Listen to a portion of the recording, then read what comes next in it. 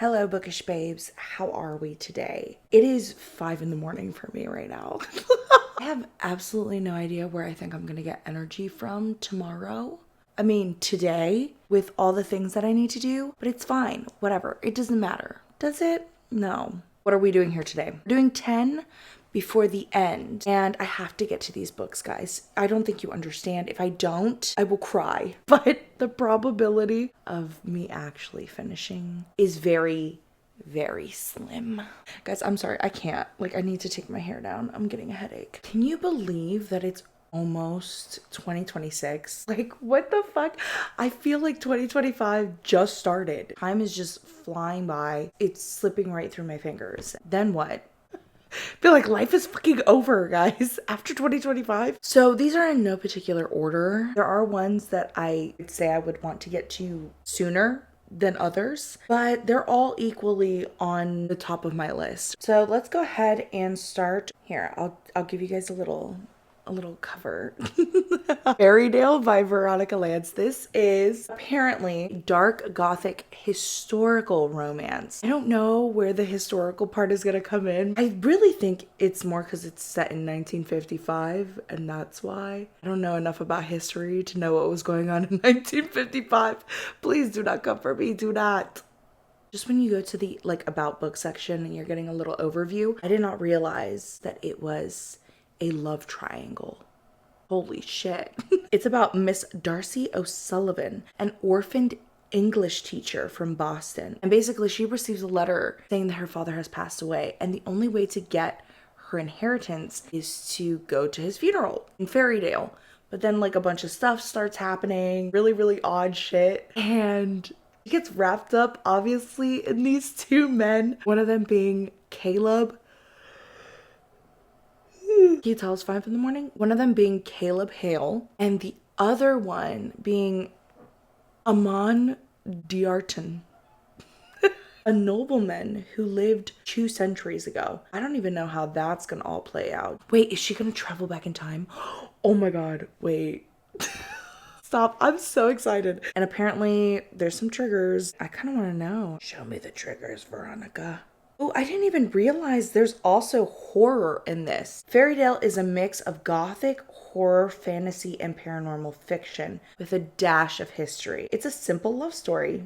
Yeah, it's a simple 3-way. Oh my god, it's 1,000 pages. Well, I mean, hey, the last book I read that was 1,000 pages was Alchemized, and that ended up being a god tier book for me. So I'm not super upset at that at all. I mean, unless it's really shit, then I'm gonna be upset. Ooh, she said the words that made my booty hole ripple, okay? Sorry. You guys need to get used to it. I'm not gonna keep apologizing for being me. Extreme slow burns. I'm in love. Here are the triggers in case any of you guys want to jump into this journey with me. Blood, gore, blood play, period play, death, derogatory terms, discrimination, drugs, graphic torture, graphic violence, graphic sensual situations, humanoid and non-humanoid. What do you mean by that? Incestuous situations, infertility, kidnapping, murder, R-word, weapons, PTSD, and suicide. That's a list. I guess I better strap in. I don't know what the hell I'm about to get myself into. Number 2 on the list is Brimstone by Callie, Hart, and that is coming out November 18th, which is 2 days away. I had to start rereading Quicksilver because I had completely forgotten what was going on in that book. I've read so much since then. So yeah, girl, don't even ask me. I remember bits and pieces, but other than that, I don't. It does seem like the main focal point is going to be Carry On and Kingfisher, which I'm super excited about. You know, I love Carry On. Kingfisher is hot, don't get me wrong. But Carry On, however the fuck you want to say it, he's everything. I love him so much and he's so funny. If it wasn't for him, I don't think I would have laughed once in the book, not once. The third book, and honestly the entire series, but I need to just start with the book, okay? Before I start getting ahead of myself. Gild. I desperately need to get to this. This has also been on my list for like 2 years and I haven't even touched it. That needs to change yesteryear. Do I know what it's about? No, absolutely not. I just know that a lot of people have really liked it. Kind of want to go in blind. I don't really want to know what it's about. I do think that there might be some mythology in there. I wonder if I can cheat and just put all of the books in the Plated Prisoner series on my list. But no, that's boring. I'm not going to do that. Even though that is technically what's going to happen. I'm going to start with one book and then I'm going to keep going, you know, obviously. For book number 4 on my 10 before the end, I'm probably going to regret this. Zodiac Academy. I'm not going to regret it for the reasons that you think. It's not bad. It's just, if this is good, I'm finishing the series. I don't care how long it takes. I will be reading each and every single one. And this might take over my entire life. So I don't know if I'm going to get to any of the other books. This is why I kind of want to save this book for last. And just pretend it doesn't exist until we get to like the very end of the year. And then I'm like, okay, boom. Oh, by the way, if you guys think that there's going to be any Christmas books at all in this, it's not happening. I'm sorry. You guys can suggest some because I don't know any good like seasonal books or anything like that. I just read a lot of dark romance, romantasy, fantasy. Haven't gotten to the thriller, horror, mystery side of things yet. We're inching our way there, but there's way too many books in these genres right now. And I'm feeling the fantasy vibes. If you guys have any suggestions for like Christmas themed romance books or something like that, that are good, please. I do not want a Hallmark movie in a book. I beg of thee. Now, I think the first book in Zodiac Academy is the Gemini, the twins, right? That's them right there, the little Gemini twins. Who's a Capricorn? Who's the Capricorn? Because I'm a Capricorn. I want to know. Oh my goodness. Look at me, already trying to read. I'm already trying to start it. No. For the next 2, they're both by Keri Lake. I loved Nightshade so much. I can only imagine how good these 2 are going to be. If they are not on Nightshade level or higher, I'm going to be very, very upset. The first one is Nocticadia. I'm super excited about this. It is professor and student romance, dark academia romance. Let me tell you something. Keri Lake knows how to do that eerie, dark, gothic vibe so well. I feel like I'm standing in history, if that makes any sense. I'm standing in a world that is not my own and it is not my time. Okay? And I love that feeling. Oh, of just being transported. It's so good. I'm gonna go ahead and read off the trigger warnings. Oh my god, wait, there's also a playlist. Should we check out the playlist too? All I Want, Cigarettes After Sex, Liar by Paramore. I actually need to listen to all of these. This is gonna be so good. Oh my god, She's Thunderstorms by Arctic Monkey. Sex Tape by Deftones. Stop. Not Romantic Homicide by David. You need to listen to this. Oh my god, should I start a series where books I've read, I end up listening to the playlist and then reacting to them? Would you guys want to see something like that? Or would that be absolutely ridiculous? I don't know. I obviously would not listen to the ones that I already know. Because no. I want to expand my musical horizons, okay? And I don't know if you guys would like to join me with that, okay? Let me know. Let's go to our triggers. So welcome, fellow Nocticadian. Hey. Blah, blah, blah. Da, da, da, da. Oh, there's a glossary. Strong language, explicit sensual situations, murder, graphic violence, child abuse, essay, suicide, choking, hallucinations. Oh. Secret society rituals, torture, detailed description of autopsy, and grotesque scenes involving parasites. Somehow I feel like this is tamer than the Fairydale one. Fairydale looks like it's gonna be a ride and I'm so excited. I won't lie to you. I feel like my flabbers are gonna be gasted. With the second Keri Lake book, making this book number 6, Anathema. Only the banished know what lies beyond the woods. Does this one have a playlist too? No, this one doesn't have a playlist. I'm so sad. Dear reader, if you're new to my writing, I want to thank you for taking a chance on my first foray into gothic fantasy. This is her first one. Feticide? What the hell is that? Flaying? Dragon consumes cat. What is happening? More torture, more essay, suicide, choking, hallucinations, gore, graphic violence, murder, and strong language. But like, what the heck is flaying? Do I know what that is? Is that like skinning? Is that what we're doing? I don't know. I don't know what it is. Wow. The story starts and it says 211 years ago. Book number 7. Technically series number 7. One Dark Window. This has also been on my list for God knows how freaking long. I've heard conflicting things about it, but I did want to give it a shot because I do think that I will personally like it. From what I'm gathering, it kind of seems like a lot of stuff is going on up here for Elspeth.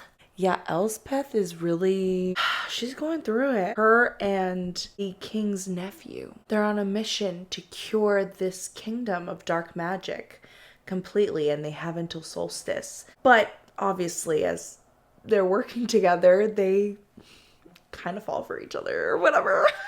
Super excited to see how this all plays out and whether it's real, because part of me kind of feels like, is it all in her head? Like, is she a little cuckoo for Cocoa Puffs? Like, what's going on here? And especially since it says that the monster in her head that she calls Nightmare, apparently he starts to take over in the end. I really do hope I like it. Like I said, I've heard conflicting things about One Dark Window, so let's give it a shot. Number 8 on my list is going to be The Wolf King. The next one is The Night Prince, and I think there's one in the works, so it's not completely finished. I've heard really good things about this. I'm not really big on like werewolves and stuff like that. Like someone falls for the alpha or whatever the fuck, you know. 'Cause normally that's what it is. It's always an alpha. Okay, it's always an alpha. And it is in this book as well. So this princess, she ends up somehow sneaking into a dog fight. This is so fucked. Like, it's called a dog fight because they have werewolves fighting against each other, I guess until death.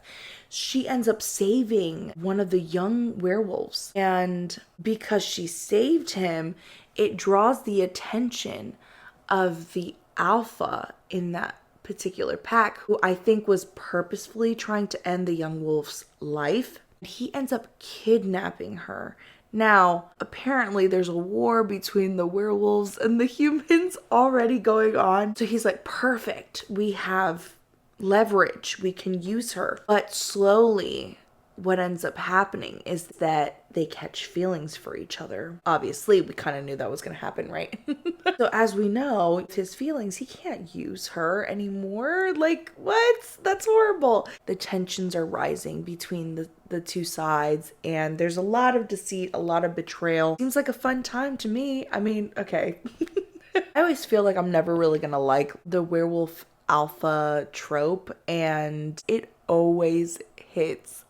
And I'm always like surprised, but it's like, bitch, how do you not know this? How do you not remember? Number 9, guys, we're getting there. How Does It Feel by Jeneane O'Riley. This book right here. Everybody that I know who has read this book has chef's kissed it. So I'm super excited to read it. The blurb, it doesn't really give me anything. It kind of does feel like an Alice in Wonderland retelling a little bit. The way that it starts off, some biologist chick ends up going into the woods in search of a mushroom and ends up falling down a freaking pit into a fae realm where she's captured by these fae, and apparently they're not very nice. They do not like humans. This fae prince, who is the one who caught her, happens to have a ting for her. Here he is. He's like, I gotta get rid of this chick. I gotta get rid of her before she ends up being the only thing that can truly ruin me. I believe it's just the first one. Yeah. The Infatuated Fae series. There's a playlist. Guys, there's a playlist. Like a Villain by Bad Omens. We love that. The Death of Peace of Mind by Bad Omens. You've seen The Butcher by Deftones. Black Honey, Thrice, Memphis Mayfire. I actually love this. Okay, back to what I was doing before. So let's look at the trigger warnings. Yes. Some of the trigger warnings are violence, abuse, physical, mental, emotional, and verbal. Okay, all three. Kidnapping, death and dying, gore, mental illness, bones, hospitalization, profanity, snakes.